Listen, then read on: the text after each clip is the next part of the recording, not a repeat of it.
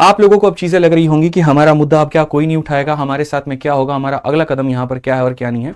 मैं दोस्त बहुत सिंपल सी बात मैं बताता हूं, जब तक मैं जिंदा हूं, जब तक काफी और भी शिक्षक आपके जिंदा हैं, जिनके अंदर में ईमानदारी है, जिनके अंदर में लाइमलाइट की भूख नहीं है, जिनके अंदर में सच में काम करने की भूख है, वो मेरे भाई जब तक ऐसे लोग देश में जिंदा रहेंगे, ये आंदोलन और ये मुद्दा कभी खत्म नहीं हो सकता है।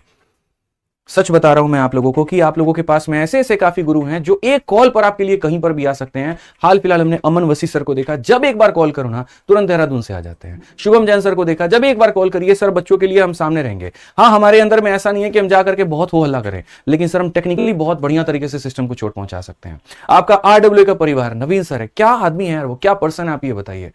जब भी बात बच्चों की आती है ना, हमने यूपी प्रोटेस्ट में उस इंसान का जज्बा देखा था कि क्या कलेजा वो रख करके चलते हैं, कितना उनके अंदर में साहस है, कितने अंदर उनके ताकत है यहां पर कि विनम्रता भी बातों में जब किसी से करो तो झलकती है, और जब बात सिस्टम को उखाड़ने की आए उसके गलत चीजों के ऊपर में, तो वहां पर वो भी साथ खड़े होते हैं।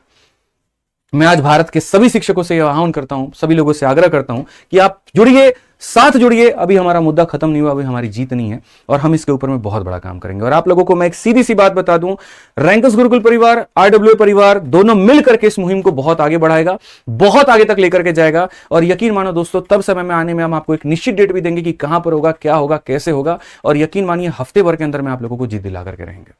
मुद्दा खत्म नहीं हुआ है, मुद्दा तो अभी शुरू हुआ है, अभी तो आंदोलन शुरू हुआ है मेरे भाई। यहां पर इसके लिए आप लोगों का, नवीन सर का, अंकित भाटी सर का बहुत बहुत धन्यवाद है, बहुत बहुत आभार है कि उन्होंने यहां पर हार नहीं मानी, उन्होंने घुटने नहीं टेके, उन्होंने सीधा कहा कि सर अभी हम जीते ही कहां हैं, अभी तो हम बस ऐसे चल रहे थे कि किसी ने कुछ कहा हमें उसकी बात माननी है। क्यों? क्योंकि हमें उस इंसान के ऊपर में विश्वास था, हमें यह विश्वास था कि वो हमें जीत दिलाएगा, लेकिन हमें नहीं पता था कि जाकर के चीजें ऐसे खत्म हो जाएंगी।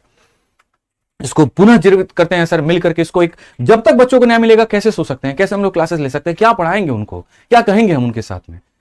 तो बच्चों इतना मान लो, तुम्हें कुछ दिनों के अंदर में, एक मतलब ज्यादा भी दिन नहीं लूंगा मैं, 2 3 4 दिन हो सकता है, इतने दिनों के अंदर में तुम्हें एक तय डेट मिलेगा, तय जगह मिलेगी, और संवैधानिक तरीके से मिलेगी, सही तरीके से मिलेगी, जहां पर तुम धरना दोगे, जहां पर तुम प्रोटेस्ट करोगे, जहां पर सरकार तक अपनी तुम बात पहुंचा पाओगे, और जहां पर तुम्हें तुम्हारा न्याय भी मिलेगा। हम मिनिस्टर्स के पास में नहीं जाएंगे, वो हमारे पास में आएंगे, हम किसी के दरवाजे पे नहीं जाएंगे। हमारी प्रॉब्लम है, हमारे साथ में अन्याय हुआ है वहां पे, तो उनको आना पड़ेगा, उनको सॉल्व करना पड़ेगा, उनको मिलकर के यहां पर सारी की सारी चीजें सुधारनी पड़ेगी। और जब तक एडिक्विटी नहीं हटेगा, जब तक ये सारी की सारी परेशानियां नहीं हटेगी, हम वहां से हटेंगे नहीं। आमरण अनशन करना पड़ा, लाठी खाने पड़े, जेल में जाना पड़ा, धारा लगाना पड़ा, जो करना पड़ा करेंगे भाई, लेकिन मेरा कलेजा इतना छोटा नहीं है कि मैं जाकर के 2 मिनट में जी हुजूरी करके चलाऊं और डर करके बैठ जाऊं। ये मेरे से कभी जीवन में नहीं हो सकता है।